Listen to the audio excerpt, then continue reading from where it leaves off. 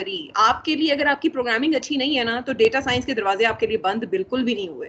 तो ये भी हम देखेंगे कि अगर कोई अपने आप को प्रोग्रामिंग में अच्छा नहीं समझता, तो ऐसी क्या जो है वो आपके पास जो है ना वे आउट्स हैं कि आप still in the field of data science you can be a data scientist without the knowledge or with the minimum knowledge or with the limited skill set of your programming. Okay, first of all, from moving before moving onward, I would definitely tell you कि आज का जो session है ना, आज समझे कि मैंने दरिया को कूजे में बंद करने की कोशिश की है, क्योंकि ये इतना जबरदस्त और इतनी वास्ट ये फील्ड है कि अगर मैं 1 घंटे में ये करती तो ये बिल्कुल वो पॉसिबल नहीं है। तो इसलिए ये आज का जो सेशन है it's a warm up session, and इस वाले सेशन में हम जस्ट कह लें कि वो जो एक कह लें कि एक स्विमिंग पूल है ना, उसका मैं आपको सिर्फ एक ग्लास, क्या मैं आपको एक छोटी कटोरी होती है ना, शायद वो मैं आपको आज प्रेजेंट कर पाऊँ, because it's a huge science, data science is a huge science, ठीक है। एंड इंशाल्लाह in future sessions we'll do its hands on workshops, ठीक है। हर एक फील्ड के ऊपर अब बाकायदा आपको हैंड्स ऑन करवाऊंगी। इसके जो टूल्स मैं आपको बता रही हूँ कि जो नॉन प्रोग्रामर्स हैं वो नहीं समझते अपने आप को कि वो कोडिंग कर सकते हैं, उनके लिए अलग सेशंस होंगे। So it would be a good journey onwards and stay with me. So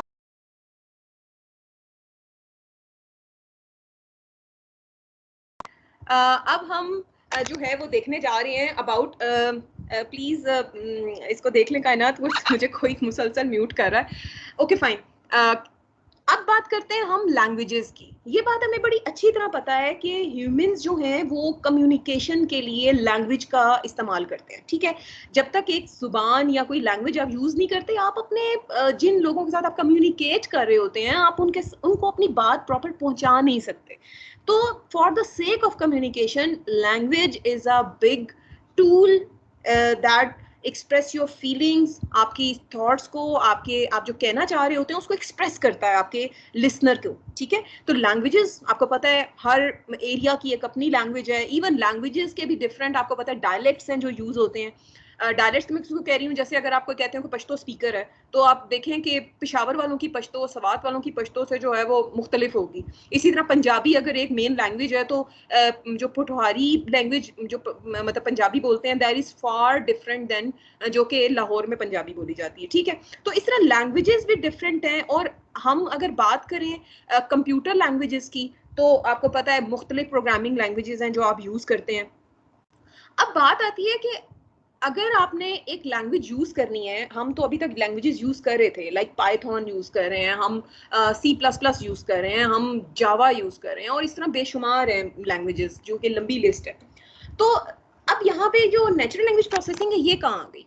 अब ये देखें, ये जो प्रोग्रामिंग लैंग्वेजेस है ना, हो यही रहा है कि वो लैंग्वेजेस आपकी एक मोड ऑफ लैंग्वेज को, यानी कि एक हायर लेवल को एक एज अ कंपाइलर उनके जो है वो लो लेवल में जो है उसको ट्रांसफॉर्म कर रहे हैं, but they are semi structured, ठीक है।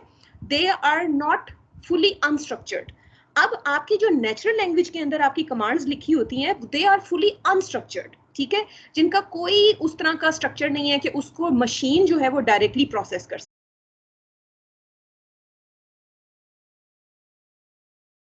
जो है वो यही है। देन ह्यूमन लैंग्वेज, आपको पता है ह्यूमन लैंग्वेज जो है वो किस तरह बनी है? लैंग्वेज जो है वो बनी है रूल से, ग्रामर से।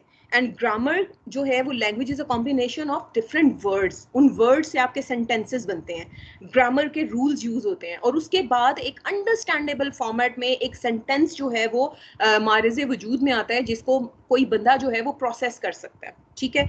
अगर 21st सेंचुरी की बात करें, करंट एरा की बात करें, इस दौर की बात करें, तो ये बात मैं बिल्कुल आपको बताऊंगी जो मैं इतनी देर से बात कर रही हूँ, स्ट्रक्चर्ड अनस्ट्रक्चर्ड डेटा। अब अगर आप आज से कुछ सालों पहले तक देखें ना, तो बिजनेस इंटेलिजेंस के लिए जो होता था, क्या होता था हमारे पास, आपके पास एक CSV फाइल्स हैं, आपके पास एक्सेल में डेटा मौजूद है, आपके पास जो डेटाबेस में जिस तरह के आपके टेबल्स हैं, कॉलम्स हैं, उस तरह से आपके पास डेटा मौजूद है। You just apply business intelligent techniques, tools, excel से आप ग्राफ्स वगैरह जनरेट करते थे, रिपोर्टिंग कर देते होते थे। बट ये अब से बहुत पहले दौर की बात है, जहां पे IoT का जमाना नहीं था, जहां पे बिग डेटा का जमाना नहीं था, ठीक है। अब करंट स्टैटिस्टिक्स के मुताबिक, 2020 के स्टैटिस्टिक्स के मुताबिक, आप लोग हैरान हो जाएंगे कि उन 2020 के स्टैटिस्टिक्स जो जनरेट हुए हैं, उससे ये पता चला है कि 1.7 मेगाबाइट्स हर एक इंसान हर सेकंड में डेटा जो है वो प्रोड्यूस कर रहा है। आप सोचें कि कितना ज्यादा अमाउंट ऑफ डेटा है जो हम डेली बेसिस पे, इवन अगर एक इंसान को इमेजिन करें कि एक सेकंड में वो 1.7 मेगाबाइट डेटा जनरेट कर रहा है, तो सोचें कि वो हम सारी जितनी भी आवाम और जितनी भी वर्ल्ड है उसमें कितना डेटा जो है ना इस वक्त हमारे आगे पीछे घूम रहा है। तो ये वाली जो फील्ड है ये टोटल उसी के ऑल अराउंड घूमती है। एंड अब बात होती है अनस्ट्रक्चर्ड डेटा की। ये तो हो गई जो कि आपके फॉर्म्स में, सॉरी आपके टेबल्स में, सीएसवी फॉर्मेट में, एक्सेल में जो डेटा था दैट वाज स्ट्रक्चर्ड। अब अनस्ट्रक्चर्ड की आप बात करें, अनस्ट्रक्चर्ड डेटा में आपके व्हाट्सएप मैसेजेस हैं, आपके फेसबुक के मैसेजेस हैं, ट्वीट्स हैं, कमेंट्स हैं, आपके इमेजेस हैं, आपने इमेज प्रोसेसिंग का नाम सुना होगा। ये वो सारा डेटा है जो डेली बेसिस पे आईओटी डिवाइसेस का आपको पता होगा। We are surrounded by a huge number of data and we need to process it for making decisions and analyze it. Now we move further. आपने आर्टिफिशियल इंटेलिजेंस का नाम सुना होगा, इट्स एन अदर बज़वर्ड। इसमें आपने क्या करना है, आपने मशीन को इस काबिल बनाना है कि वो ऐसे डिसीजंस कर सके, ऐसे काम कर सके, ऐसे टास्क परफॉर्म कर सके जो ह्यूमन कर सकता है। अब ये तो आपने मुख्तलिफ एप्लीकेशन आपने देखी होंगी। ये सोफिया का आपको पता है, इट्स अ रोबोट जो कि जस्ट लाइक ह्यूमन जो है ना वो उसको इंफॉर्मेशन को प्रोसेस करता है, जवाब देता है, एक्सप्रेशंस देता है। आपने चैटबॉट्स का आपको पता होगा, ठीक है। They are all application of artificial intelligence. And जो अगर आप बात करें ना नेचुरल लैंग्वेज प्रोसेसिंग की मोस्ट पर्टिकुलरली, तो जो नेचुरल लैंग्वेज प्रोसेसिंग है ना, ये भी अगर इसको मैं थोड़ा सा इसको ब्रेक डाउन करके आपको बताऊं ना, तो नेचुरल लैंग्वेज का क्या मतलब है कि वही है जो ह्यूमंस यूज करते हैं, ठीक है, अपनी डेली कम्युनिकेशंस के लिए। पाइथन एक नेचुरल लैंग्वेज नहीं है, आई एम रिपीटिंग।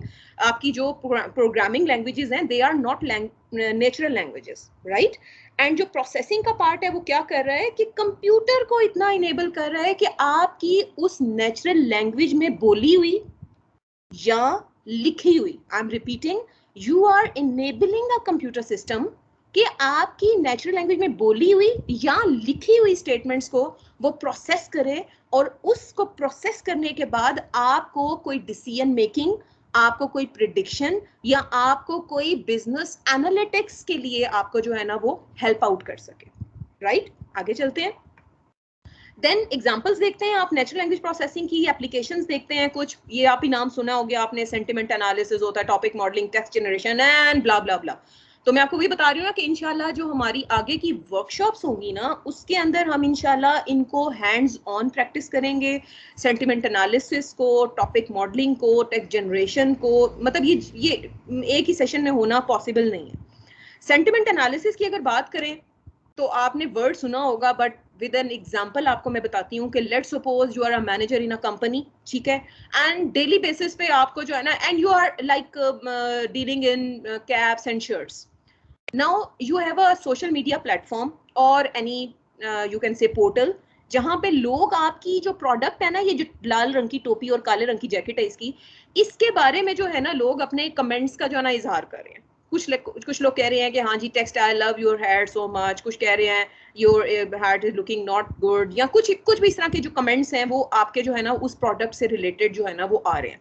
अब एक तरीका तो ये है कि आप अपना कोई असिस्टेंट बिठा दें और उन सारे आने वाले कमेंट्स को जो है ना, जैसे फेसबुक पे भी कमेंट्स आ रहे होते हैं, आप उन सारे आने वाले कमेंट्स को वो असिस्टेंट जो है ना वो मैनुअली नोट डाउन कर रहा हो कि हाँ जी इसमें कितने जो थे वो क्या थे, वो पॉजिटिव कमेंट्स थे, और कितने जो थे ना वो आपके नेगेटिव कमेंट्स थे। तो ये तो पॉसिबल ही नहीं है ह्यूमनली, क्योंकि आप जैसे मैंने अभी पीछे आपको मैंने बताया कि डेटा तो क्विंटिलियंस जिसे कहना चाहिए ना उस अमाउंट में जो है ना वो ग्रो कर रहा है। देन आप यहाँ पे जो टेक्निक्स अप्लाई करते हैं they are the techniques of natural language processing, sentiment analysis, कि आपका मशीन जो है वो उसको इंटेलिजेंटली उस टेक्स्ट को प्रोसेस करके आपको कैटेगराइज करके बताएगा, हाँ जी कितने लोग आपकी इस प्रोडक्ट के बारे में खुश हैं और कितने जो है ना वो उसके बारे में इतने अच्छे कमेंट्स पास नहीं कर रहे, ठीक है। तो इसको आप कहते हैं sentiment analysis. Then topic modelling की आपको एग्जांपल देती हूँ। बहुत आसान सी एग्जांपल मैंने जो है ना वो फिगर आउट करने की कोशिश की है कि इफ आप जो है ना किसी ये कह लें कि लीगल एडवाइजरी, कोई लीगल फर्म में आप काम कर रहे हैं और आपको जो है ना वो आइडेंटिफाई करना है कोई गबन तो नहीं हो रहा वहां पे, उस कंपनी में कोई गबन तो नहीं हो रहा, कोई पैसों वैसों का इधर उधर हेर फेर तो नहीं हो रहा। तो अब क्या है आपको, अब इस चीज को आइडेंटिफाई करने के लिए, एंड इनबॉक्स आप बेशुमार तरह की ईमेल्स जो है ना रिसीव करते हैं, कुछ आपके प्रोजेक्ट से रिलेटेड होंगी, कुछ मनी से रिलेटेड होंगी, कुछ आपकी पर्सनल होंगी, ठीक है, कोई आपसे ये पूछ रहा है हाँ भी तुम्हारा लास्ट वीकेंड कैसा था। अब एक तरीका तो ये है कि आप सारियों को जो है ना वो बैठ के मैनुअली जो है ना आप उनको टैग करें कि हाँ जी ये मेरी पर्सनल है, ये फलां है, ये फलां है, फलां है। ये जो है ये आपके लिए ह्यूमनली मैनुअली आपके लिए पॉसिबल नहीं है। आप क्या करेंगे, आप नेचुरल लैंग्वेज प्रोसेसिंग के उस जिसे कह रहे हैं ना टूल को या उसकी स्ट्रेंथ को यूज करते हुए आप इसको क्या करेंगे, आप इसको क्लासिफाई कर सकते हैं। आप क्या कर सकते हैं, इनको प्रियोरिटाइज कर सकते हैं। जैसे फॉर एग्जांपल मेरी इस वक्त प्रायोरिटी क्या है कि मैं वो इस इंजेम्बलिंग को, या मैं उस जो हो रहा है एक कह लें क्या उसे कहना चाहिए, गबन जो हो रहा है मेरी कंपनी में, उसको जो मैं है वो आइडेंटिफाई करने की कोशिश कर रही हूँ। तो मेरे लिए जो प्रायोरिटी है वो किसकी है, वो मेरा वो पर्सपेक्टिव है मॉनिटरी वाला, सॉरी पैसों वाला, ठीक है। तो मैं क्या कर सकती हूँ, इन टेक्निक्स को यूज करते हुए मैं उसको प्रायोरिटाइज भी कर सकती हूँ कि किन ईमेल्स को जो है ना मैंने पहले देखना है, राइट। तो इस वाली चीज को जो हम कहते हैं, क्या कहते हैं हम, टॉपिक मॉडलिंग। ये भी एक अलग से रिसर्च डायरेक्शन है, एक अलग से दुनिया है, इसके अंदर लोग बड़ा काम कर रहे हैं। Then text generation, one of the and other application of your natural language processing. For example, ये भी एक छोटी सी एग्जांपल मैंने जो है ना आइडेंटिफाई करने की कोशिश की है कि लाइक फॉर एग्जांपल आप जो है ना आप किसी कंपनी में काम करते हैं और वो आपका जॉब क्या है कि आपने ये जो इंस्पिरेशनल कोट्स नहीं होते, ये जो कोटेशंस होती हैं, आपने वो लिखने हैं। आप साल के 12 महीने यानी कि 365 दिन जो है ना वो आप कोटेशंस लिखते रहते हैं, लिखते रहते हैं, लिखते रहते हैं। आखिरी 12वें महीने में आपको होता है कि यार now I am shortage of that creativity. तो अब आपके लिए जो क्या है, अब आपके लिए जो आ रही है चीज, दैट इज टेक्स्ट जनरेशन। यहाँ पे नेचुरल लैंग्वेज प्रोसेसिंग जो है ना वो आपका बड़ा साथ देती है कि आपको क्या करती है, यहाँ पे आपके प्रीवियस डेटा के ऊपर आपको अपनी इंटेलिजेंस अप्लाई करते हुए डेटा जो है वो टेक्स्ट जो है वो आपको जनरेट करके देती है। It's an other very important and very interesting research area जिसके ऊपर बड़ा काम हो रहा है। सो लुबे लुबाब क्या है कि नेचुरल लैंग्वेज प्रोसेसिंग एक्चुअली क्या है, to deal with the textual data, ठीक है। डेटा साइंस की अगर हम बात करें ना तो वो इज अ ह्यूज टर्म, वो आपको स्ट्रक्चर्ड अनस्ट्रक्चर्ड हर तरह के डेटा की बात करता है। जबकि नेचुरल लैंग्वेज प्रोसेसिंग की जो टेक्निक्स हैं वो मोस्ट पर्टिकुलरली किसके ऊपर काम करती हैं, they are working with your textual data. And textual data जैसे मैंने आपको पहले भी बताया, मैं वंस अगेन रिपीट करती हूँ कि टेक्सचुअल डेटा रादर मतलब वो आपका चाहे रिटन फॉर्म में है, चाहे वो आपका उसमें है स्पीकिंग, उसमें किसी फॉर्म में भी है। ओके फाइन, आगे चलते हैं। अनदर बज़वर्ड जो कि यूज होता है आजकल और आप बड़ा इसके ऊपर आगे पीछे देख भी रहे हैं, जिससे मैंने आपका स्टार्ट लिया था अभी सेशन का, दैट वाज डेटा साइंस, ठीक है। ये वर्ड बड़ा है जो आजकल जो है ना रोमिंग अराउंड है, हर बंदा डेटा साइंस कर रहा है। अब ये क्या है एक्चुअली, बेसिकली ये एनालिटिक्स की फील्ड से है कि जिसमें हम चाह क्या रहे होते हैं कि हम डेटा से डिसीजन करें, ठीक है। क्योंकि जैसे बात हो गई है कि हम हर सेकंड इतना जो है ना वो डेटा प्रोड्यूस कर रहे हैं, तो उस डेटा से हम डिसीजन मेकिंग कर सकें। तो ये जो है ना ये वाली चीज ये एनालिटिक्स की डोमेन में आती है। और जो डेटा साइंस है, data science is under the domain of analytics. Data science क्या करने की कोशिश कर रहा है कि आपके जो डेटा, इतना ह्यूज अमाउंट ऑफ डेटा है, उससे आप कुछ ऐसे इनसाइट्स, ऐसे मीनिंगफुल आउटकम्स, ऐसे मीनिंगफुल डिसीजंस आप कर सकें जिससे आपके बिजनेस को, आपके पर्सनल यूजर को या एक ह्यूज कम्युनिटी को जो है वो क्या हो सके, एक फायदा हो सके, ठीक है। तो what is it basically, a data science is a process of using data to find solutions और to predict outcomes for a problem statement. तो क्या हो रहा है यहाँ पे, बेसिकली वही बात है कि अगर कोई बिजनेस प्रॉब्लम है, आपकी कंपनी किसी स्टेक से गुजर रही है और वो उस प्रॉब्लम को सॉल्व करवाना चाह रहे हैं, तो जो डेटा साइंस है वो बेसिकली उसके लिए आपको एक सोल्यूशन प्रोवाइड करती है, right. Now let's move forward. एक बड़ी मजे की आपको एग्जांपल देती हूँ डेटा साइंस को समझने के लिए। लाइक मंडे मॉर्निंग, मुझे पता है आप लोगों का भी वही हाल हो रहा होता है जो मतलब मेरा हाल हो रहा होता है। Monday morning is a first working day, आपको सुबह सुबह उठना है, भागना है और जॉब पे पहुंचना है और आपको पता है कि आप मतलब लेट हो जाएंगे। अब आप क्या करते हैं, आपने फॉर एग्जांपल अपनी गाड़ी नहीं है तो आप करीम या ऊबर शूबर जो है ना आप वो बुक करते हैं। अब होता क्या है, जब भी आपने ऊबर की ऐप जो है वो राइड के लिए आपने जो है ना वो लॉन्च की, आपको वो एक आता है कि जी पीक फैक्टर लगा हुआ है, ठीक है, cab fares are so high at this time. कभी आपने सोचा है कि ये क्यों, ये कैसे हो जाता है कि पीक फैक्टर उन्होंने कैसे जो है ना कंप्यूट किया है, that is the science of data science. ये जो एल्गोरिदम जो ऊबर के पीछे लगा हुआ है, ये वो डेटा साइंस की डोमेन में आता है। किस तरह कि होता क्या है, अब ये काम किस तरह कर रहा है कि डेटा साइंस किस तरह यहाँ पे काम करती है कि जैसे ही कैब्स की डिमांड जो है वो बढ़ती है, उनके जो फेयर्स हैं उसमें भी एक जो है ना इंक्रीज देखने में आता है। अब वो किस तरह, बिकॉज ऊबर जो है वो आपका डेटा जो है वो पूरा जो पीछे उसकी डेटा साइंस का जो पीछे एल्गोरिदम लगा हुआ है वो उसको सेंस कर रहा है। क्या होता है कि वो जो एल्गोरिदम है जो उसकी सर्च के पीछे लगा हुआ है वो पूरा उस एरिया में सराउंडिंग में उनमें लोगों को पूरे को सेंस कर रहा है, और जहां पे इंक्रीज अमाउंट ऑफ जो लोग उसको फील होते हैं वहां पे वो क्या कर रहा है, वो अपनी जो कैब ड्राइवर्स हैं उनको ज्यादा कर देता है, और इससे आपकी जो प्राइसिंग है वो क्या होती है, वो आपकी बिजनेस वाइज उनको इसका बेनिफिट होता है। तो क्या कर रहे हैं पीछे, बेसिकली ये वो डेटा ही है जो कि काम कर रहा है, और उसके ऊपर वो अपने बिजनेस के जो हैं वो डिसीजंस ले रहे हैं। जैसे यहाँ पे मैंने लिखा भी हुआ है कि Uber activate surge price algorithm at the busiest locations to get more drivers on the roads. क्या किया उन्होंने कि वो जो उनका सर्च एल्गोरिदम है, सर्च प्राइसिंग एल्गोरिदम है जो डेटा साइंस के जो ऊपर बेस करता है, वो जो है ना उन बिजिएस्ट लोकेशंस पे अपने ड्राइवर्स को पहुंचाने का जो है वो उनको फैसिलिटेट कर रहा है। That is the science behind this. Okay, now let's move forward.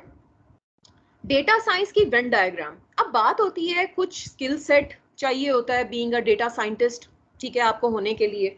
जैसे फॉर एग्जांपल अगर मैं इन 3 दुनियाओं की बात करूं, ठीक है, डेटा साइंस ने ना, आप ये समझें कि इन 3 दुनियाओं को मिला के जो है ना वो एक डेटा साइंस बनता है। यानी कि एक डेटा साइंटिस्ट को, डेटा साइंटिस्ट होने के लिए किन किन डोमेन्स के ऊपर जो है ना वो ग्रिप होनी चाहिए। Number 1, you should be a good programmer. अब वहां पे बात आपका एक मसला तो हल कर दिया है करंट टूल्स एंड टेक्नोलॉजीज ने कि if you are not in a good programming you can say domain, या आपकी अच्छे प्रोग्रामिंग स्किल सेट नहीं है तो आप एक डेटा साइंटिस्ट नहीं हो सकते। Definitely you can be a data scientist, वो उस पर आगे बात करेंगे हम इंशाल्लाह। Okay fine. अगर हम बात करें कि if you are having the experience of mathematics and statistics, because it's the combination of 3 words: programming, mathematics and statistics, and communication skills, right? communication, data visualization, मुख्तलिफ चीजें हैं, आगे चल के बात करेंगे इंशाल्लाह। मैथ्स एंड स्टैट्स, अगर आपके पास जो है वो आपका प्रोग्रामिंग नॉलेज है, आपके पास अगर मैथमेटिक्स एंड स्टैटिस्टिक्स का नॉलेज है, एंड जो तीसरी दुनिया ना कम्युनिकेशन वाली, आपके पास वो नहीं है, इस वक्त भी आप डेटा साइंटिस्ट नहीं है। Please make it very clear. यानी कि ऊपर की 2 दुनियाओं का नॉलेज आपके पास है, बट नीचे वाली कम्युनिकेशन वाली दुनिया का आपको कख पता नहीं है, तो क्या हुआ? प्लीज अपने आप को डेटा साइंटिस्ट ना कहें। आप कौन है उस वक्त? आप एक मशीन लर्निंग इंजीनियर है, आप एक ML इंजीनियर है। क्यों? क्योंकि आपको पता है कि आपने कोडिंग कैसे करनी है, आपको पता है कि बेसिक एल्गोरिदम्स क्या हैं, ठीक है, बट आपको नॉलेज को प्रेजेंट करना, प्रॉब्लम को जो कि एक ऑर्गेनाइजेशन का प्रॉब्लम है उसको सॉल्व करना नहीं आ रहा, तो आप एक डेटा साइंटिस्ट नहीं है, आप एक ML इंजीनियर है, ठीक है। देन अगर आपको फॉर एग्जांपल आइडिया है मैथमेटिक्स का, स्टैटिस्टिक्स का, और आपकी जो कम्युनिकेशन वाली डोमेन स्ट्रांग है, but you don't know about the 1 2 3 ABC of a programming, तो फिर भी आप जो है ना वो जैसे कहते हैं ना कि आप एक डेटा साइंटिस्ट नहीं है। देखिए, प्रोग्रामिंग बेशक आपको टूल ही करके दे रहा है, मगर बेसिकली पीछे आपको उसका नॉलेज तो होना चाहिए कि how these tools are basically working, तब भी आप जो है ना वो एक डेटा साइंटिस्ट नहीं है। आप कौन है? आप एक रिसर्चर है। क्यों? आपके पास डेटा है, ठीक है, लॉट्स ऑफ डेटा है, आपके पास थोड़ा बहुत एल्गोरिदम की प्रैक्टिसेस हैं, और आप उनसे जो है ना वो अपनी रिसर्च जो है वो कंडक्ट कर सकते हैं with the domain knowledge. Now let's towards third combination कि इफ आपके पास जो है वो प्रोग्रामिंग का नॉलेज है, आपके पास जो है वो कम्युनिकेशन का नॉलेज है, मगर आपके पास मैथ्स और स्टैट्स का नॉलेज नहीं है। अब इस केस में आप कौन है? इस केस में आप जो है वो कम्युनिकेशन स्किल्स आपकी बहुत अच्छी हैं, बट इस केस में भी आप डेटा साइंटिस्ट नहीं है। क्यों? उसकी वजह ये है, आपके पास बेसिक मैथ का नॉलेज नहीं है। इस तरह से आप जो लाइब्रेरीज यूज कर रहे होंगे, आप जो प्रोग्राम्स यूज कर रहे होंगे, आपको उसकी बेसिक्स ही नहीं पता कि वो आप क्यों यूज कर रहे हैं। जैसे मिसाल के तौर पे अक्सर मैं स्टूडेंट्स को एग्जांपल देती होती हूँ कि आपके लिए ना नकल के लिए वकल की जरूरत होती है, या जैसे कस्टमाइज करना है कोई चीज, आपने जैसे बनी बनाई लाइब्रेरीज होती हैं या बने बनाए आपके सॉफ्टवेयर कंपोनेंट्स होते हैं, जैसे ये मूडल शूडल की एग्जांपल है। आपने उनको अगर कस्टमाइज करना है, दे आर कस्टमाइजेबल, बनी बनाई चीजें हैं, बट कौन कर सकता है उसको? ऑब्वियसली वही बंदा कर सकता है जिसको उसका बेसिक नॉलेज पता है। ठीक है, तो ये बेसिकली आपको इसका जो पीछे बेसिक्स हैं आपकी, वो जरूर जो है ना वो स्ट्रांग होनी चाहिए। सो डेटा साइंटिस्ट को डेटा साइंटिस्ट होने के लिए इन 3 डोमेन्स का पता होना चाहिए। अब हम चलते हैं कि अब जो पाइथन वगैरह का यूज हो रहा है आजकल, पाइथन कर रहे हैं लोग, उसका या आप कह लें इम्प्लीमेंटेशन वाइज इन 3 दुनियाओं के साथ क्या ताल्लुक है। ठीक है, अब जैसे फॉर एग्जांपल प्रोग्रामिंग वाले पार्ट में अगर हम डेटा की बात करें, डेटा एनालिसिस की बात करें, तो इसमें जो आपको कह लें कि जो पाइथन है, जो आपका आईडीई है, जो आपका लैंग्वेज है, वो आपको कौन कौन सी सपोर्ट प्रोवाइड कर रहा है? आपको मुख्तलिफ लाइब्रेरीज, बनी बनाई लाइब्रेरीज हैं, बने बनाए कंपोनेंट्स हैं जो आपको दे रहा है। उसमें आपके कौन से हैं? पांडास हैं, आपके एसके लर्न है, आर है, regular expression, it's a great library to process your textual data. आजकल जो नेचुरल लैंग्वेज जिसकी मैं टेक्सचुअल डेटा की बात कर रही हूँ, R is a very good component to process that. Then उसके बाद अगर आप एनएलपी की बात करें, नेचुरल लैंग्वेज प्रोसेसिंग की बात करें, तो इसमें जो एक एनएलटीके का आपने नाम सुना होगा, हम आगे भी बात करेंगे, और जो हमारे आगे हैंड्स ऑन सेशंस होंगे उसके अंदर भी जो है ये एनएलटीके जो है ना वो हम इसके ऊपर बात करेंगे। NLTK stands for natural language tool kit. Then उसके बाद टेक्स्ट ब्लॉक की बात होती है, ये एक और लाइब्रेरी है जो कि एनएलटीके के ऊपर बनाई है इन्होंने। और इसी तरह एक जेंसिम है। जेंसिम क्या है? ये ज्यादातर वो जो पीछे मैं आपको इसकी एक एप्लीकेशन बता रही थी, टॉपिक मॉडलिंग, जेंसिम जो है वो टॉपिक मॉडलिंग के लिए आप यूज करते हैं अपने इसमें पाइथन में। देन उसके बाद अगर मैथ स्टैट्स में आप चलें, क्लीनिंग की बात हो रही है। अभी मैं आपको ये मुख्तलिफ इसके जो डेटा साइंस के मुख्तलिफ आपके जो स्टेजेस हैं उनके बारे में मैं आपको बताऊंगी, बट अभी थोड़ा सा इसका आपको जस्ट नो हाउ, कुछ बातें अगर नहीं भी अभी समझ आती ना आपको तो कोई बात नहीं। उसकी वजह ये है कि जब हैंड्स ऑन काम करेंगे हम अपने फ्यूचर सेशंस में, तो you will get to know कि बेसिकली मैं क्या बातें कर रही हूँ। अभी जस्ट आप समझे, मैं आपको पहले बता रही थी कि it's a warm up session, जो जस्ट आपको इन्फॉर्म करने के लिए कि बेसिकली ये डोमेन है क्या, राइट? अब क्या है, आपको डेटा को क्लीन करना होता है, आपको डेटा को किसी साफ सुथरी हालत में, जिसे कहना चाहिए ना लेमैन टर्म, आपको लेके आना है, राइट? अब इसके लिए जो है वो कपल ऑफ फॉर्मेट्स हैं, आप टर्म मैट्रिसेस बनाते हैं, आपके पास कॉर्पस होता है, आपके पास बेशुमार चीजें होती हैं। देन उसके बाद EDA, it stands for exploratory data analysis. इसमें आप अंडरस्टैंड करते हैं what data is actually, what patterns are hidden inside and so on. इसके बारे में भी आगे बात करेंगे। Then NLP, natural language processing, जो मैंने जिसकी आपको एप्लीकेशन बताई थी, sentiment analysis, topic modelling, text generation, text translation, machine मुख्तलिफ इसकी एप्लीकेशन है, मैं आगे बात बताऊंगी इसके बारे में।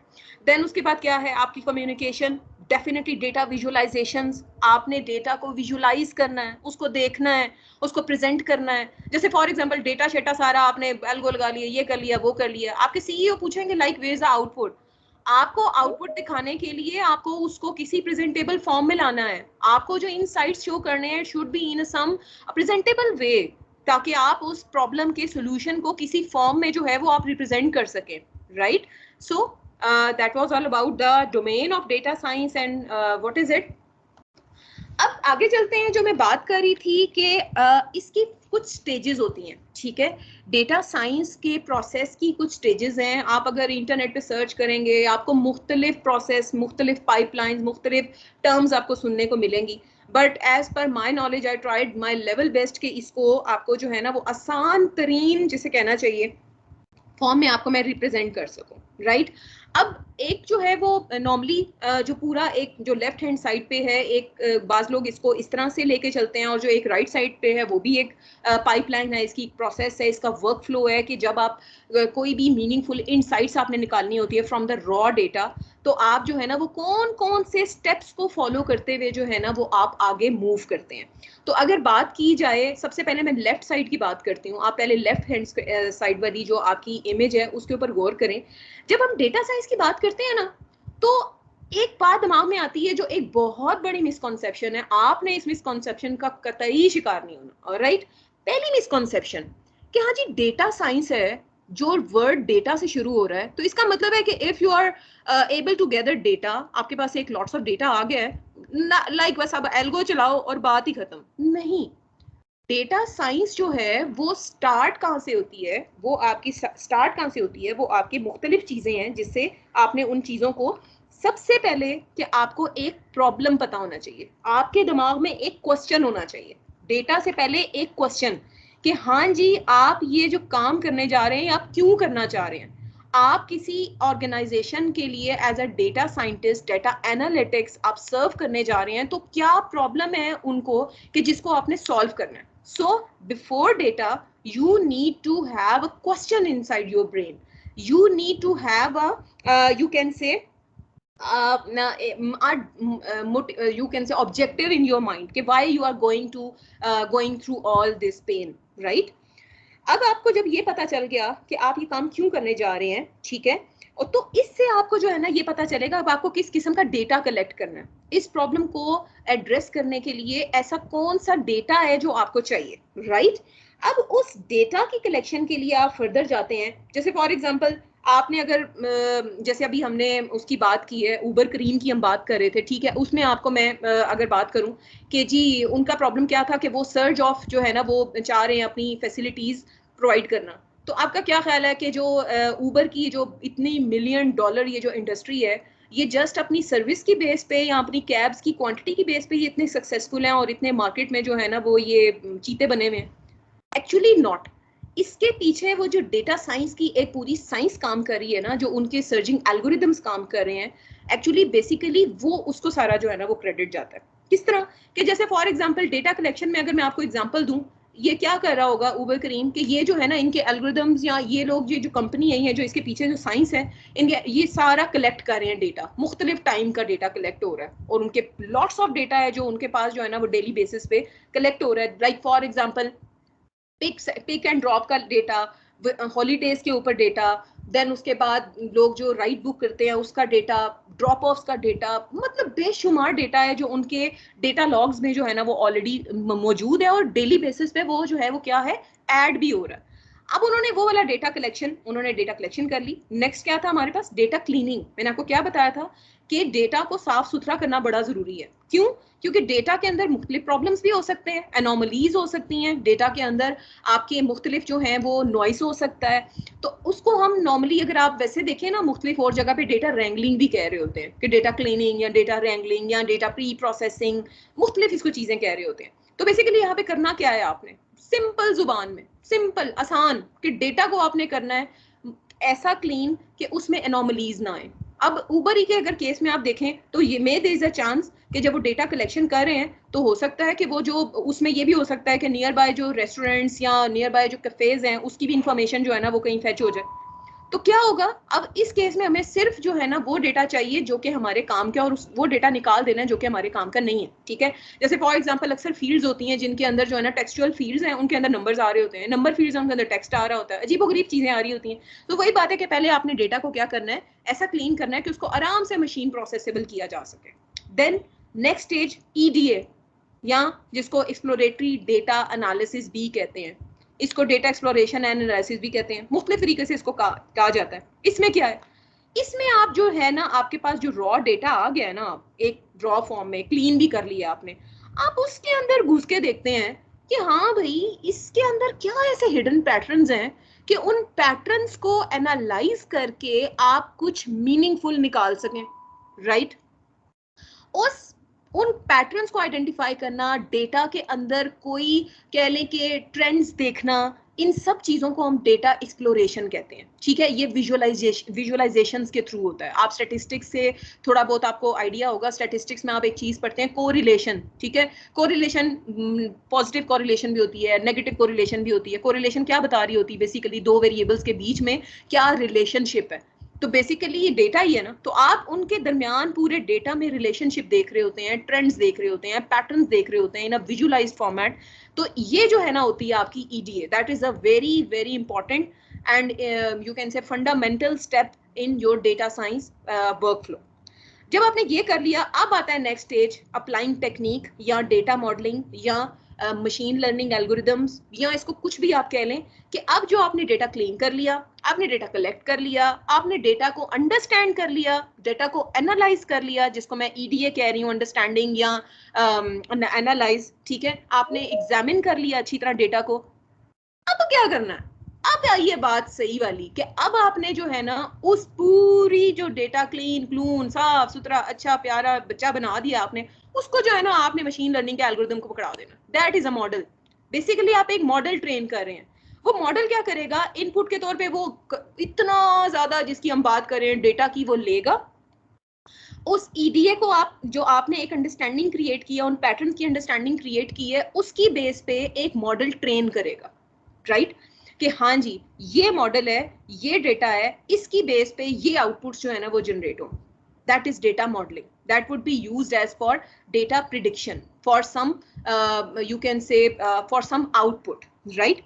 अब जब आपने एक मॉडल ट्रेन कर लिया तो अब उसकी वैलिडेशन करनी है। सॉफ्टवेयर इंजीनियर्स ये बात बहुत अच्छी तरह जानते हैं कि there is a stage of a validation.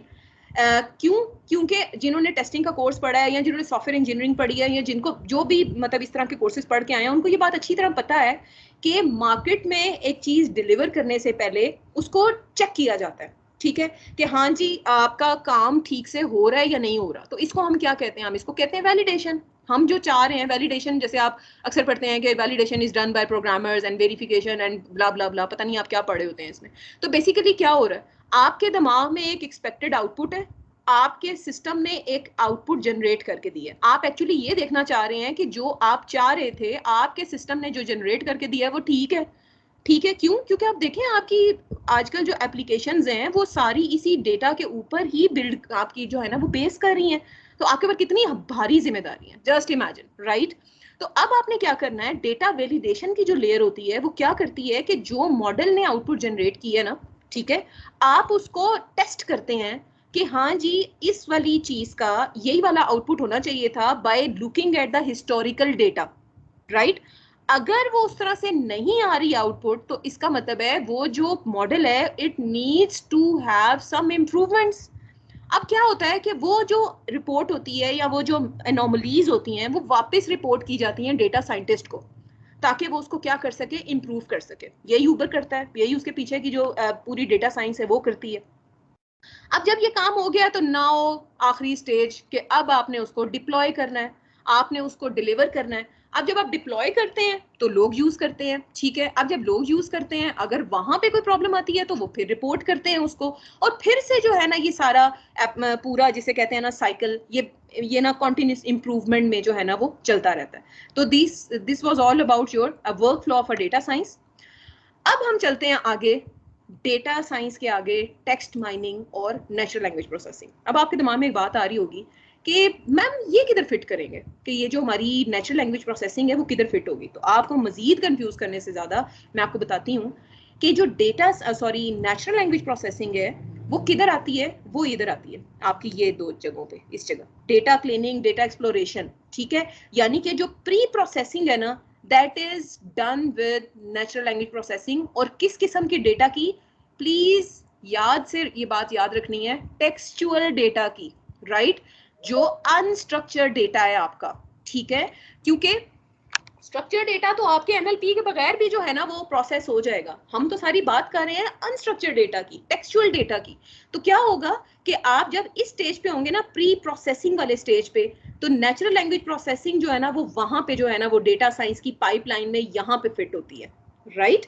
तो अब आगे चलते हैं। अब बात हो रही है टेक्स्ट माइनिंग की, नेचुरल लैंग्वेज प्रोसेसिंग की। अब आप सोच रहे होंगे कि ये क्या है? एक्चुअली बेसिकली क्या है? नेचुरल लैंग्वेज प्रोसेसिंग या टेक्स्ट माइनिंग इज बेसिकली आपने क्या करना है, आपने इसको टेक्स्ट एनालिटिक्स भी कहते हैं, इसको टेक्स्ट माइनिंग भी कहते हैं। एक्चुअली आप करना क्या चाह रहे हैं? आप ये करना चाह रहे हैं कि जो टेक्सचुअल इंफॉर्मेशन डेटा जो आपका टेक्सचुअल फॉर्म में है उससे आप कोई मीनिंगफुल इनसाइट जनरेट करना चाह रहे हैं, ठीक है। उससे कोई मीनिंगफुल इंफॉर्मेशन आप जो है ना प्रोड्यूस करना चाह रहे हैं। कितने लंबे चौड़े टेक्स्ट में से कोई काम की बात जिससे कोई बिजनेस का फायदा हो, आप वो जो है ना वो एक्सट्रैक्ट करना चाह रहे हैं। This is known as your text mining, right? अब इस मीनिंगफुल इनसाइट के लिए जो चीज यूज होती है ना, कि आपने इस मीनिंगफुल इनसाइट तक पहुंचना है, वो चीज होती है आपकी नेचुरल लैंग्वेज प्रोसेसिंग। उसकी क्या वजह है? आप ये देखें इनसाइट निकालने हैं आपको, कंप्यूटर ने निकाल के देने हैं। ये इस चीज से आप एग्री करेंगे कि कंप्यूटर ने प्रोसेस करके आपको कोई मीनिंगफुल आउटपुट निकाल के देनी है। कंप्यूटर चलता है 0 1 की जुबान पे, कंप्यूटर चलता है अपनी जो है ना वो सिग्नल्स की जुबान पे, कंप्यूटर चलता है एक स्ट्रक्चर्ड जुबान पे। अब आपके पास है टोटल अनस्ट्रक्चर्ड, अब क्या करेंगे? तो आपने उस अनस्ट्रक्चर्ड को स्ट्रक्चर्ड में ट्रांसफॉर्म करना है ताकि मशीन लर्निंग के एल्गोरिदम्स जो कि काम ही आपके स्ट्रक्चर्ड डेटा पे करते हैं उसको जो है ना वो प्रोसेस करके कोई आउटपुट जनरेट कर सके। तो यहाँ पे जो बीच में एक लेयर आती है ना वो आती है आपकी नेचुरल लैंग्वेज प्रोसेसिंग की। Basically target is to have high quality information from the textual data. और मशीन लर्निंग के सॉरी नेचुरल लैंग्वेज प्रोसेसिंग के जो एल्गोरिदम्स हैं या नेचुरल लैंग्वेज प्रोसेसिंग की जो टेक्निक है वो आपको इसमें हेल्प करती है, जो कि ट्रांसफॉर्म करती है आपके अनस्ट्रक्चर्ड डेटा को स्ट्रक्चर्ड डेटा में, ताकि उसको मशीन जो है वो प्रोसेस कर सके और उसके ऊपर आपके जो मशीन लर्निंग के एल्गोरिदम्स हैं वो काम कर सके। Right, that was the difference between your both terms, text mining and your natural language processing. Now एक छोटी सी एप्लीकेशन की बात कर लेते हैं, जैसे चैट बॉट्स होते हैं। राइट, आपको ये जो मतलब कस्टमर केयर के चैट बॉट्स होते हैं, आप कोई करते हैं तो वो चैट बॉट आपको जो है ना वो रिप्लाई कर रहा है। आप सोचते होंगे ये कैसे काम कर रहे हैं। उसके पीछे की एक साइंस मैंने एक डायग्रामेटिकली आपको शो करने की कोशिश की है कि बीच में एक लगी होती है नेचुरल लैंग्वेज प्रोसेसिंग की लेयर। एक तरफ आपका है knowledge base, data source, collection of data, collection of information. वो चैट लॉग्स जो कि अरसों से जिसे कहते हैं ना लोगों ने चैट्स की होती है ना, वो एक लंबा सा जिसे कहते हैं ना नॉलेज बेस होती है, लंबा सा डेटा सोर्स होता है।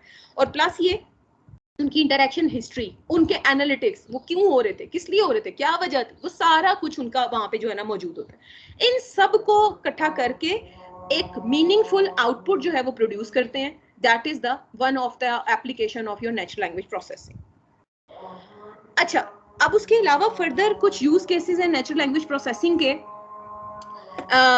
जैसे फॉर एग्जांपल इफ आप लोग मुझे अलाउ करें, अजान हो रही है तो थोड़ा सा पॉज कर लूं।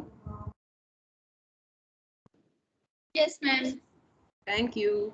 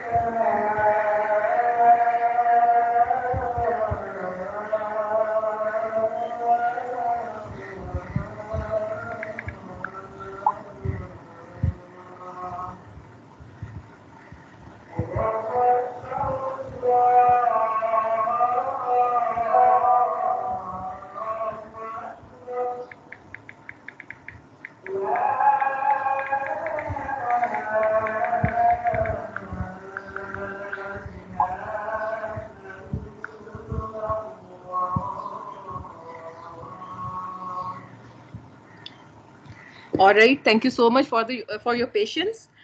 Let's move forward. अब जो बात हो रही है कि नेचुरल लैंग्वेज प्रोसेसिंग की एप्लीकेशंस कहाँ कहाँ पे नेचुरल लैंग्वेज प्रोसेसिंग जो है ना वो यूज हो सकती है, बेशुमार जगह पे, क्योंकि हर जगह तो आपका अनस्ट्रक्चर्ड डेटा मौजूद है, हर जगह तो टेक्सचुअल डेटा मौजूद है आपके पास, ठीक है।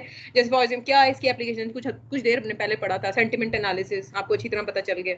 देन उसके बाद हम टॉपिक मॉडलिंग की बात कर रहे थे, टेक्स्ट जनरेशन की बात कर रहे थे, स्पीच रिकॉग्निशन की बात कर रहे थे। जैसे फॉर एग्जांपल आपको आइडिया हो वॉइस असिस्टेंट जो गूगल का है, गूगल वॉइस है, वॉइस असिस्टेंट है आपका, ठीक है, कोर्टाना वगैरह नाम सुना होगा, कुछ लोगों को आइडिया भी होगा इसका। देन चैट बॉट्स हैं आपके, मशीन ट्रांसलेटर्स हैं, यानी कि गूगल ट्रांसलेट क्या कर रहा होता है, एक लैंग्वेज से दूसरी लैंग्वेज में जो है वो ट्रांसलेट कर रहा होता है, सारी पीछे नेचुरल लैंग्वेज प्रोसेसिंग यूज हो रही है। Then spell checking, keyword search, information extraction, किसी वेबसाइट से किसी डॉक्यूमेंट से आपने इंफॉर्मेशन जो है ना वो फेच करनी है। Advertisement matching, one of the very you can say catchy feature of या application of natural language processing. कि फॉर एग्जांपल आपने कभी देखा है, कभी गौर किया है कि आपने जो है ना वो कभी एक चीज़ सर्च की है आपने अली एक्सप्रेस पे या अमेजोन पे, नेक्स्ट टाइम आपको उसी तरह की सजेशंस आनी शुरू हो जाती हैं, ठीक है। तो पीछे क्या हो रही है, बेसिकली ये नेचुरल लैंग्वेज प्रोसेसिंग के एल्गोरिथम्स ही हैं। गूगल आपकी सर्च को जो है ना वो इंटेलिजेंटली स्निप करता रहता है। उसके बाद नेक्स्ट टाइम अगर आप देखें, आपने फेसबुक खोला या आपने यूट्यूब खोला या कुछ भी, आपको उसी तरह की जो है ना वो सजेशंस आनी शुरू हो जाएंगी। आप अगर ये देखें, जैसे इंस्टा पे मुझे कुछ अर्सा पहले जो है ना वो एक्सपीरियंस हुआ, मैं तो यूज़र नहीं हूँ, मेरी एक फ्रेंड यूज़र है, और हम जो है ना वो ब्राइडल ड्रेसेस की डिस्कशन कर रहे थे। तो क्या हुआ, इंस्टा उसने खोला, वहाँ पे जो है ना जो है ब्राइडल ड्रेसेस से रिलेटेड जो है ना वो इन्फॉर्मेशन जो है ना वो आनी शुरू होगी। तो ये चीज़ें हैं कि आपकी जो है ना, आप कहीं पे छुपे हुए नहीं है, आपका जो डेटा है ना वो हर जगह आपको ना कहीं जो है ना वो आपकी सर्वेलेंस भी हो रही है। देन एड्स रिकमेंडेशन, जैसे मैंने आपको बताया। देन उसके बाद क्या है, fake news detection, email classification, जैसे मैंने अभी आपको पीछे उसका बताया था, text classification, topic modelling. Disease prediction एक बड़ी जबरदस्त एप्लीकेशन है, आपने ये देखा होगा आजकल कैंसर डायग्नोस्टिक, कैंसर की आइडेंटिफिकेशन के लिए, हार्ट अटैक की प्रिडिक्शन के लिए, ये सब चीजें जो है ना वो सारी इसके जो है ना वो यूज केसेस हैं। आगे चलते हैं। अब बात हो रही है नेचुरल लैंग्वेज प्रोसेसिंग, थोड़ा सा टेक्निकल उसकी तरफ जाते हैं कि अब जो नेचुरल लैंग्वेज प्रोसेसिंग है, बेसिकली इसके मेजर दो कंपोनेंट्स हैं, एक है लैंग्वेज अंडरस्टैंडिंग, एक है language generation. One of the most you can से कंफ्यूजिंग जो है ना वो आपका, मतलब यहाँ थोड़ा सा जिसके ऊपर जरा ज्यादा आपको मेहनत, खैर मेहनत तो नेचुरल लैंग्वेज प्रोसेसिंग इस पूरी डोमेन में चाहिए ही चाहिए आपको। one of the more critical, or you can say are difficult, or whatever you can say, it's a natural language understanding, right? अब आप ये सोचेंगे कि वो तो एक बच्चा भी नेचुरल लैंग्वेज को जो है ना अंडरस्टैंड कर लेता है, पर वो इंसान है ना, अल्लाह ताला ने हमें बनाया है, अल्लाह मियां की अपनी जो है ना वो साइंस है इंसान के अंदर। अब क्या है, कंप्यूटर तो आपको बचपन से हम पढ़ते आ रहे हैं, कंप्यूटर के अंदर अपना तो कोई दिमाग है कोई नहीं, दैट इज ब्रेनलेस, उसको जो है ना वो दिमाग हमने देना है, इंसानों का दिया हुआ दिमाग उसके अंदर है। तो अब आपने कंप्यूटर को जो है ना इतना काबिल करना है कि वो जो है ना वो इस लैंग्वेज को अंडरस्टैंड कर सके। अब जब नेचुरल लैंग्वेज की बात होती है तो आती है एम्बिग्विटीज, ठीक है। आपको ये बात अच्छी तरह पता है कि जब कोई चीज नेचुरल लैंग्वेज में लिखी होती है तो उसके अंदर तो एक मतलब के दो मतलब निकलते हैं, और अक्सर आप कह रहे होते हैं, किसी को मैसेज किया तो कहते हैं वहां पे लड़ाई भिड़ाई हो गई, लोग दस्तों गिरबान हो गए, उसके बाद आप कहते हैं ओहो नहीं भाई नहीं बहन, मेरा ये मतलब नहीं था। तो क्या हुआ, वो लिखी हुई जुबान के ऊपर जो है ना वो मुख्तलिफ जो है ना वो लोग जो है ना एक दूसरे के सर फाड़ देते हैं, राइट। तो जब भी नेचुरल लैंग्वेज की बात होती है तो मुख्तलिफ तरह की एम्बिग्यूटीज आती हैं, कि जैसे फॉर एग्जाम्पल एक बड़ा फेमस जुमला है, रोको मत जाने दो। आपको पता ही नहीं चल रहा जब तक कॉमा नहीं लगाएंगे कि ये है कि रोको मत जाने दो या रोको मत जाने दो। तो यहाँ पे ये एम्बिग्यूटीज जो है ना नेचुरल लैंग्वेज के अंदर जो है ना मुख्तलिफ एम्बिग्यूटीज हैं जिसके साथ जो है ना एक डेटा साइंटिस्ट को या नेचुरल लैंग्वेज प्रोसेसर को जो है ना वो डील करना पड़ता है। जैसे for example there are multiple levels of ambiguities. सबसे पहले आपकी लेक्सिकल एम्बिग्यूटी, इसका क्या मतलब है कि जब किसी जुमले में एक वर्ड के एक से ज्यादा मतलब बन रहे होते हैं, कोई एक लफ्ज किसी जुमले के अंदर है ना, तो उस लफ्ज के मुख्तलिफ मतलब इंटरप्रिटेशंस बन सकती हैं। जैसे for example she is looking for a match, जब इसको आप पढ़ेंगे तो आपको ये नहीं पता चलना कि वो बंदी जो है वो रिश्ता ढूंढ रही है या वो कोई मैच जो क्रिकेट मैच है उसकी बात कर रही है। Fisherman went to the bank, अब आपको कहीं भी ये बात पता नहीं चल रही है ये वो पैसों वाला बैंक की बात कर रहे हैं या जो वो दरिया के किनारे वाला बैंक होता है उसकी बात कर रहे हैं। तो ये इस तरह की एम्बिग्यूटी को आप क्या कहते हैं, this is a lexical ambiguity, या इसको कहते हैं सिमेंटिक एम्बिग्यूटी। ठीक है। देन नेक्स्ट आपके पास है सिंटैटिक एम्बिगुइटी। इसमें ये होता है जब किसी एक सेंटेंस का, आपको ये बात अच्छी तरह पता है कि जुमला जो है वो लफ्जों से मिलके बनता है, तो पीछे लफ्जों की बात हो रही है, यहाँ पे जुमले की बात हो रही है कि वो जिसे कहते हैं एक ही नुक्ते ने महरम से मुजरिम बना दिया। वो आपने बड़ा मशहूर शेर है, वो सुना होगा, हम दुआ लिखते रहे वो दगा पढ़ते रहे, एक ही नुक्ते ने महरम से मुजरिम कर दिया। आहा, क्या बात, राइट। तो यहाँ पे क्या है कि जो एक जुमला है ना उसके मुख्तलिफ मतलब बन रहे होते हैं, और इसको हम ग्रामेटिकल एम्बिग्विटी भी कहते हैं, इसको स्ट्रक्चरल एम्बिग्विटी भी कहते हैं, इसको मुख्तलिफ आपको नाम मिलेंगे रिसर्च में। मतलब इसका अल्टीमेटली क्या है कि मतलब मिसाल के तौर पे the chicken is ready to eat. अब क्या इससे क्या पता चल रहा है कि जो मुर्गी है वो अपना खाना खाने के लिए तैयार है, या आप मुर्गी को जो है ना वो खाने के लिए तैयार है, राइट। इसी तरह अगला है visiting relatives can be boring.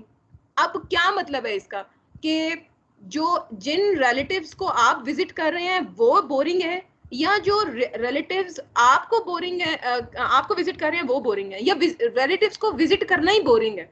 ठीक है, तो आप ये अक्सर सोच रहे होंगे हाँ फुप्पो के घर जाना हो तो वैसे ही बोरिंग है। मजाक के अलावा आगे चलते हैं।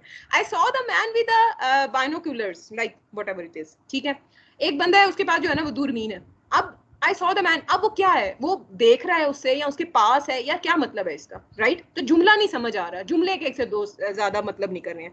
ये जो एम्बिग्विटी इसके अंदर आती है सिंटैक्टिक एम्बिग्विटी के अंदर। देन रेफरेंशियल एम्बिग्विटी, ये वाली जो रेफरेंशियल एम्बिग्विटी है ना ये कब आती है, जब आपने आप ना जब प्रोनाउंस यूज करते हैं। ठीक है, जैसे फॉर एग्जांपल यहाँ पे क्या बात हो रही है कि यहाँ पे एग्जांपल भी लिखी हुई है कि the boy told his father the theft, he was very upset. अब यहाँ पे जो है वो आपने बात की हुई है कि ही, लाइक अब ये कौन है, he is who, father upset है, चोर अपसेट है, या बच्चा अपसेट है, नहीं पता चल रहा। तो ये जब जुमले आपस में रेफरेंस हो रहे होते हैं ना, जब आप प्रोनाउंस यूज कर रहे होते हैं, तो ये वाली एम्बिग्विटीज जो है ना वहां पे आती हैं, राइट। अब आते हैं प्रोग्रामिंग वाला पार्ट। तैयार हो जाएं, जो अगली हमारी वर्कशॉप्स है ना उसमें हमने जो है ना ये सारी प्रैक्टिसेस करनी है। तो उसके लिए जो है ना आपको पता होना चाहिए बेसिकली है क्या। आपका जो नेचुरल लैंग्वेज प्रोसेसिंग का जो पाइथन आपको एक वन ऑफ द लाइब्रेरी आपको प्रोवाइड करता है, that is NLTK, that is stands for natural language tool kit, right. उसके अंदर मोर देन 15 जो है ना वो कॉर्पस मौजूद है, जिसके ऊपर अपने आप जो है ना वो प्रैक्टिस कर सकते हैं। कॉर्पस क्या है, collection of information, collection of data, right. Classification, या क्लासिफिकेशन के टास्क प्रोवाइड करता है आपको, टोकनाइजेशन के प्रोवाइड करता है, स्टेमिंग, टैगिंग। अब ये क्या बातें आ रही हैं, थोड़ी देर के लिए होल्ड करें, मैं आपको आगे बताने वाली हूँ कि जब भी कोई नेचुरल लैंग्वेज प्रोसेसिंग का टास्क करते हैं तो उसके जो फंडामेंटल कंपोनेंट्स हैं, या फंडामेंटल कॉन्सेप्ट्स हैं, या जो फंडामेंटल चीजें हैं जो आपको पता होनी चाहिए, they are these terms, right. Let's move forward. Tokenisation, आपने अगर किसी ने कंपाइलर कंस्ट्रक्शन का कोर्स पढ़ा हुआ है, या आपने लेट सपोज अगर नहीं भी पढ़ा हुआ, तो जैसे प्रोग्रामिंग लैंग्वेजेस हैं, ठीक है। अब प्रोग्रामिंग लैंग्वेज भी जो है ना वो अपने कुछ टोकन से मिलके बनी है। Tokens fundamental building blocks of a language कहते हैं इसको, ठीक है। जैसे अगर आप बात करें ना पंजाबी जुबान की, पंजाबी जुबान के अंदर जो अल्फाज इस्तेमाल होते हैं दे आर टोकन्स, ठीक है। Basic building blocks of any language is known as its tokens, right.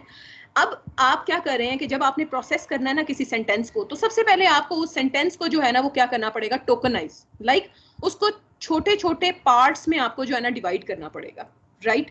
अब जैसे फॉर एग्जांपल अगर ये जुमला लिखा हुआ है ना, tokenisation is the first step in NLP। अब अगर मैं इसको टोकनाइज का इसके ऊपर अगर मैं फंक्शन कॉल करूंगी ना अपने प्रोग्रामिंग में, तो क्या होगा, ये मुझे इस तरह इसको डिवाइड कर देगा। Tokenisation is the first step in NLP। How many tokens it generated, they are 7 tokens, right. तो अब क्या हुआ, जब भी कोई आपकी लैंग्वेज जिसको आपने प्रोसेस करना होता है ना, that language needs a grammar, sorry that language needs a dictionary, ठीक है। तो उस डिक्शनरी की बिल्डिंग के लिए जो टोकन है ना वो आपका बेसिक बिल्डिंग ब्लॉक है, right, first initial step in your natural language processing. अब आप अगर बात करें तो ये टोकन जो है ना, ये टोकन जो है वो मुख्तलिफ तरह के हो सकते हैं। इनको आप ग्राम्स कहते हैं, यूनिग्राम्स, बाईग्राम्स, ट्राईग्राम्स, एनग्राम्स। ये जो पीछे बात हुई है ना, ये जो ये टोकन बने हैं ये यूनिग्राम्स कहलाते हैं। यूनी क्यों, एक एक वर्ड का एक एक उसका जो है ना उसने टोकन बनाया है। जबकि जो आपके बाईग्राम्स होते हैं वो क्या कर रहा होता है, कंसेक्टिव 2 वर्ड्स का एक टोकन बनाता है, ठीक है, जैसे फॉर एग्जांपल अगर मैं इसकी बात करूं ना, ये जो लिखा हुआ है जुमला टोकन्स ऑफ टू कंसेक्टिव, इसका क्या मतलब है? अगर बायग्राम है ना, टोकन बायग्राम के उसके पैटर्न पे बन रहे हैं तो क्या होगा? एक टोकन क्या बनेगा? टोकन ऑफ, दूसरा ऑफ टू, तीसरा टू कंसेक्टिव, तीसरा कंसेक्टिव रिटर्न, चौथा रिटर्न वर्ड्स, पांचवा वर्ड्स नोन, इस तरह से बाय मतलब टू। इसी तरह से अगर ट्राइग्राम की बात करें तो तीन कंसेक्टिव वर्ड्स को जो है ना वो एक टोकन बनाता है, and up to so on, N number of इसको जो है ना आप लेके जा सकते हैं, N number of consecutive words that is known as n-grams. Okay, one more concept you need to know when you wish to process language, natural language, your unstructured data, that is stemming. Stemming क्या होती है? Basically stemming में आपने अपने जो आपके tokens है ना, राइट, ये जो अब आपने पहला स्टेप था, आपने टोकन बना लिए। दूसरा स्टेप क्या है आपके पास? आपने उसकी वो क्या करनी है, थोड़ी सी प्रोसेसिंग। आपको जो एक रूट वर्ड चाहिए, क्योंकि आप डिक्शनरी बना रहे हैं, तो आपके पास अफेक्शन है, अफेक्टेशन है, अफेक्टेड है, अफेक्शन, अफेक्टिंग है, अफेक्ट्स है।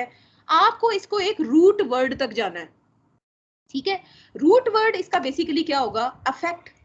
तो जो स्टेमिंग का एल्गोरिदम है ना, इसमें पोर्टर स्टेमर है, स्नोबॉल स्टेमर है। जब इंशाल्लाह हम प्रोग्रामिंग इसका जब हम इम्प्लीमेंटेशन वाली वर्कशॉप्स देखेंगे तो you will get to know वो क्या करता है।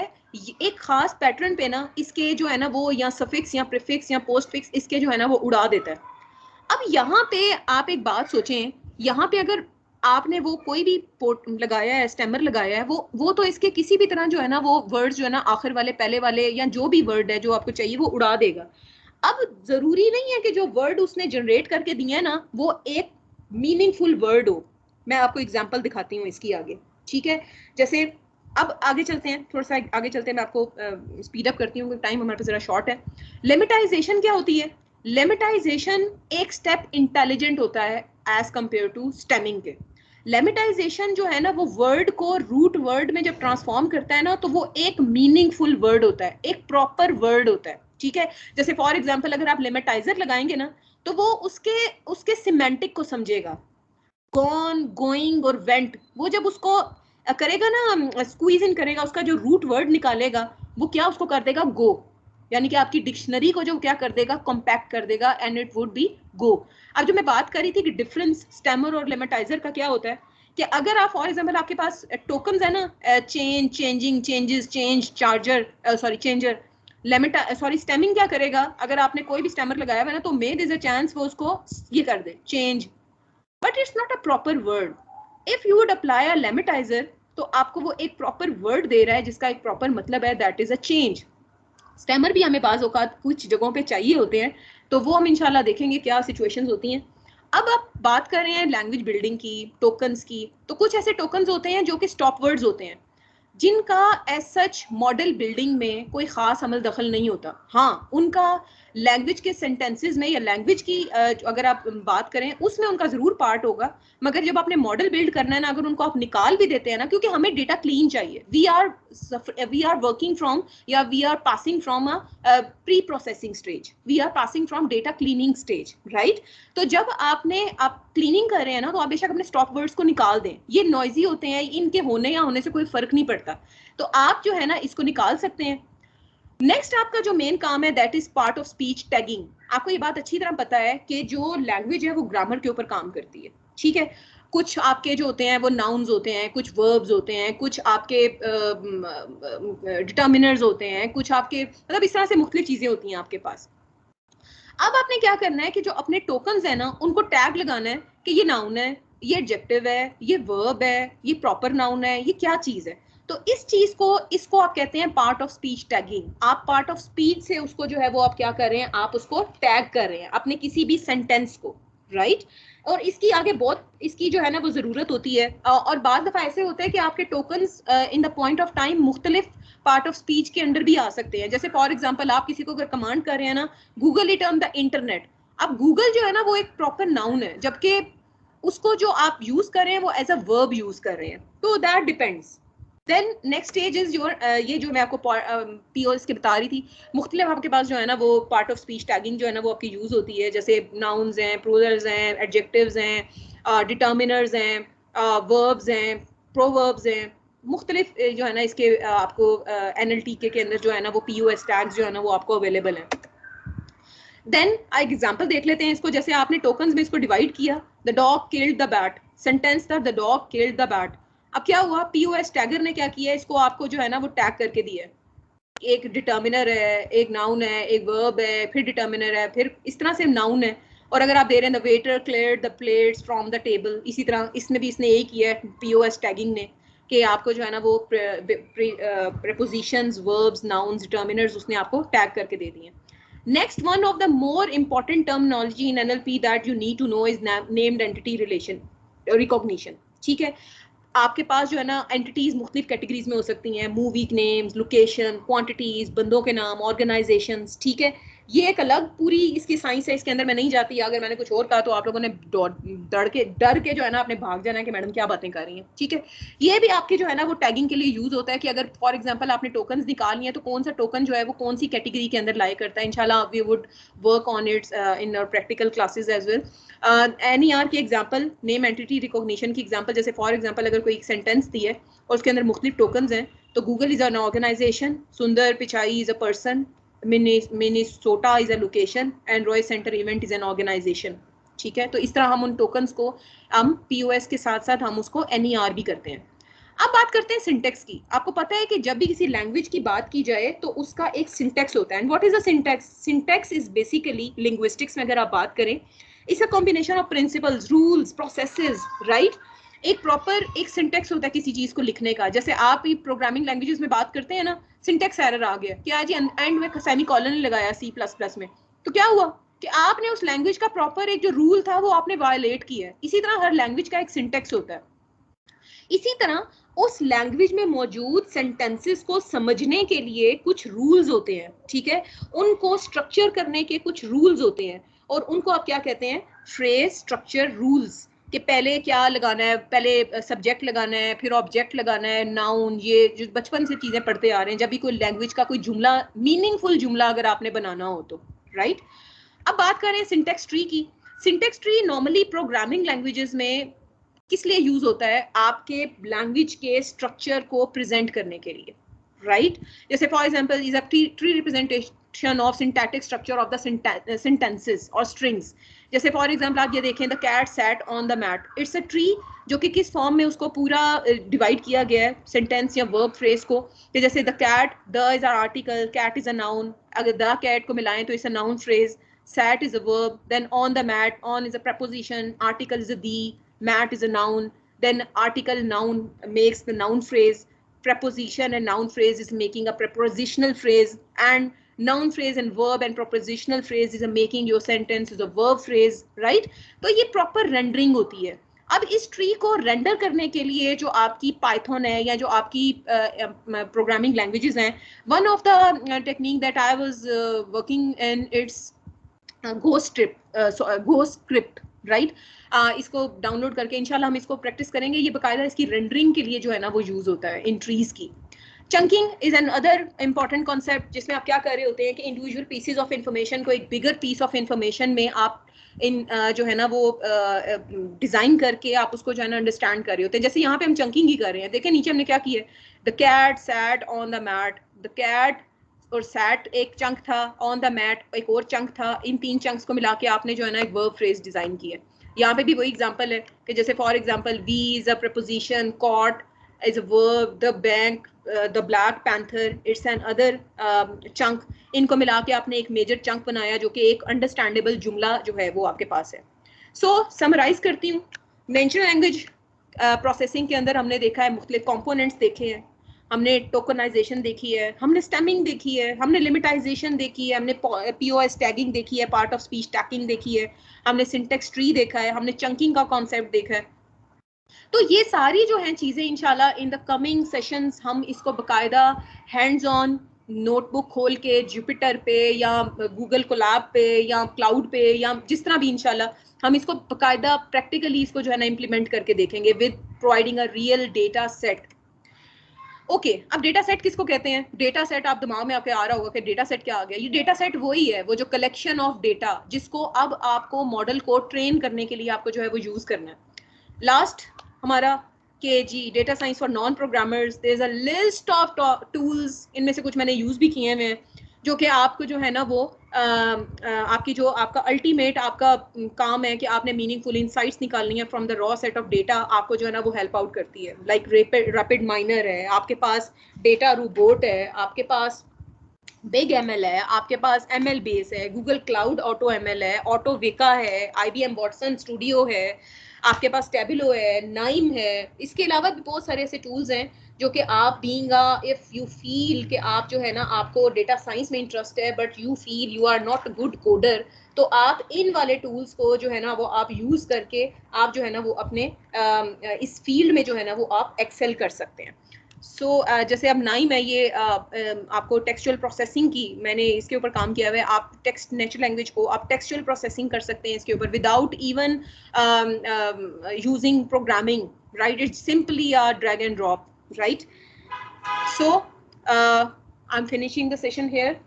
इससे पहले कि आप जो है ना मजीद परेशान हो जाएं कि मैडम क्या बातें कर रही हैं, तो it's enough from my side. Your questions are more than welcome because questions आप पाथवे टू प्रोग्रेस हैं और एक क्वेश्चन से जो है ना आप बहुत सीखते हैं. So your questions are welcome. Thank you, ma'am, for taking your precious time for us. If anyone has a question, please raise your hands.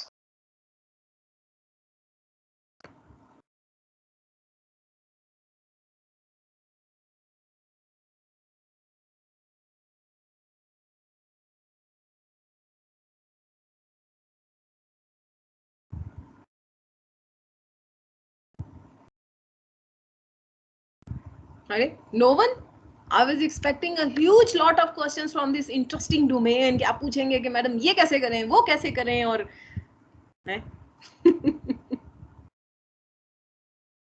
आप लोग पैशनेट नहीं है to be a data scientist? I am very passionate in this field. Ma'am, what is feature extraction in NLP? Feature extraction is basically हादिया कि आपने model को some set of information देनी है जिसकी बेस पे आपका मॉडल कुछ डिसीजंस कर सके. ठीक है, डेटा के अंदर जब भी आप मॉडल लेते हैं ना, तो उसके अंदर कुछ इनपुट फीचर्स होते हैं जिसकी बेस पे कोई आउटपुट जनरेट होती है. तो आपने क्या करना होता है, आपने ऐसे फीचर्स आइडेंटिफाई करने होते हैं जो कि जो मॉडल की ट्रेनिंग में या मॉडल के जो रिजल्ट्स हैं उसके अंदर आपको फ्रूटफुल रिजल्ट्स दें. ठीक है, तो ये जो आपका नाइम है ना, ये इतना मेरा ख्याल है इतना वो स्ट्रॉन्ग है. और इसके अलावा कुछ ऐसे टूल्स जो मैं भी जिनका नाम ले रही थी कि वो आपको ऑटोमेटिक फीचर एक्सट्रैक्शन की भी जो है ना, इवन फीचर सिलेक्शन की भी जो है ना आपको वो देते हैं, सहूलत देते हैं. I hope I am clear Hadiya. Yes, ma'am. Clear. Thank you. Any more questions? Like जैसे मैं अभी आपको कह रही थी रैपिड माइनर, मैं इसको देख रही थी. It's a very wonderful tool. ये ना सिर्फ जो है ना आपके नॉन प्रोग्रामर्स बल्कि जो जिनको प्रोग्रामिंग की बड़ी स्किल है ना, वो लोग बड़े यूज कर रहे हैं इसको रैपिड माइनर को. और ये आपको बड़ा जबरदस्त इसका GUI है. और ये हदूप शदूप का आपने नाम सुना होगा, जो बिग डेटा प्रोसेसिंग में यूज करते हैं. ये जो आपका है ना रैपिड माइनर, ये आपको API प्रोवाइड करता है जो कि इंटीग्रेट करते हैं इसको हदूप को, और उसको क्या कह रहे हैं, रदूप. ठीक है, इसका नाम है रदूप. हदूप को सपोर्ट कर रहे हैं, तो रैपिड माइनर ने क्या कर दिया, हदूप का साथ जोड़ दिया, रैपिड का R, रदूप बना दिया इस तरह.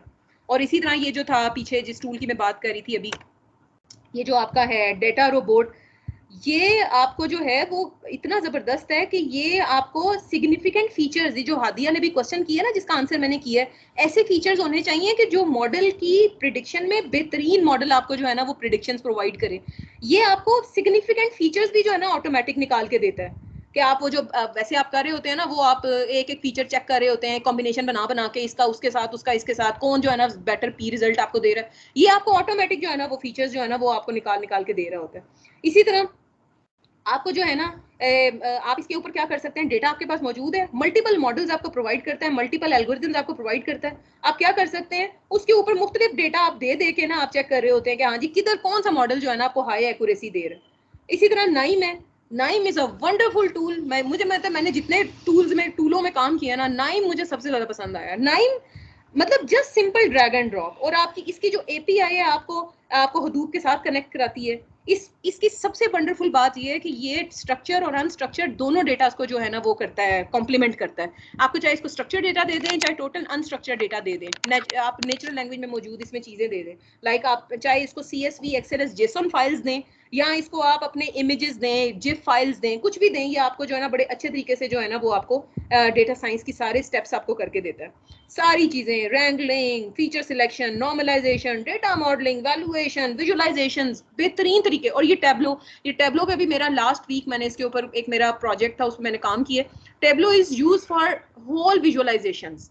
आपको आप डेटा इसको प्रोवाइड करो, इसका एक जो है ना पीछे किचन है, उसके अंदर जाके डेटा को क्लीन करो, यहाँ से अपनी विजुअलाइजेशन सिलेक्ट करो, आपको जो है ना मजे मजे की विजुअलाइजेशन, चाहे वो आप नेटवर्क विजुअल्स बना लो, हीट मैप्स बना लो, हिस्टोग्राम्स बना लो, प्लॉट क्या उसे कहते हैं, स्कैटर प्लॉट्स बना लो, whatever you like. Ma'am जो गूगल ट्रांसलेट है ये भी एप्लीकेशन है ना नेचुरल लैंग्वेज प्रोसेसिंग की? एग्जैक्टली, बिल्कुल। ये जो गूगल ट्रांसलेट है, जो one language to another language ये जो ट्रांसफॉर्म कर रहा है, this is one of the application of your natural language processing. पीछे सारी नेचुरल लैंग्वेज प्रोसेसिंग है इसके।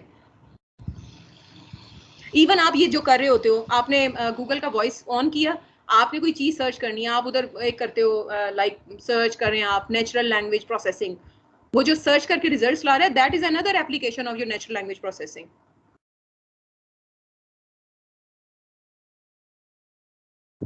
Right Hadiya? Yes ma'am, right. हाँ जी, future data scientist, where are you? यार हमारी उम्र में, मेरी उम्र में इतना पैशनेट ना होना तो समझ आती है। आप लोग तो माशाल्लाह यंग लोग हो, आप लोग क्यों इस तरह जा रहा है ठंड वॉल बैठे हुए हो? पूछो यार, किसी को कोई इंटरेस्ट नहीं है आगे डेटा साइंटिस्ट होने में? मैम मुझे लगता है सबको समझ आ गई है। यार अल्लाह का वास्ता है कायनात, मुझे तो खौफ ये महसूस हो रहा है, या तो बिल्कुल समझ आ गई है या कुछ समझ नहीं आई। तो अगर आप लोग चैट में ही बता दो, जैसे मैं क्लास में कहती हूँ कि मैं इस सुकून से, तो जिसे कहते हैं ना, इधर से मैं जाऊं कि कुछ आप लोगों को कुछ मैं समझा पाई हूँ। सब नहीं बोल सकते तो चैट मेरा ख्याल है सारे कर सकते हैं, आई गेस। तो कुछ समझ आई है आप लोगों को? How was it? मजा आया कि नहीं आया? या वो एक बोरिंग सा वेबिनार तो नहीं लगा? I try my level best to make it interactive and easy for you. समझ आ गई है? अच्छा ठीक हो गया। तो आई होप आप लोग मेरे साथ होंगे, जो हम इंशाल्लाह आगे हैंड्स ऑन काम करेंगे विद पाइथन एंड इंटरेस्टिंग चीजें, लाइब्रेरीज इंपोर्ट करके, डेटा शेटे दे के इनसाइट्स निकालेंगे। Okay wonderful. So stay tuned, इंशाल्लाह हर एक टॉपिक पे एक नई वर्कशॉप करेंगे। तो thank you so much. If you are having any question you can email me. आप जो है ना वो अपना मैं email address लिख देती हूँ, tazaina.malik@rifa.edu.pk। if in future किसी को डेटा साइंटिस्ट होने में इंटरेस्ट पैदा हो जाए तो मुझे आप कांटेक्ट कर सकते हैं। ठीक है। अनकरीब I am going to launch my YouTube channel as well. तो आप लोग जो है ना वहाँ पे भी मैं अपनी इंशाल्लाह ताला ट्रेनिंग्स, उसमें भी इंशाल्लाह मुख्तलिफ जो है ना ट्यूटोरियल्स में ऐड करूँगी। तो मार्केटिंग भी अपनी पहले ही मैं कर रही हूँ। जिसे कहते हैं ना, लाइक करें, सब्सक्राइब करें और शेयर करें। Right. Thank you so much. Have a good day. Thank you so much for coming us. Thank you so much. Thank you so much. Allah Hafiz. Allah Hafiz, ma'am. Thanks everyone for joining us. Stay home, stay safe. Allah Hafiz.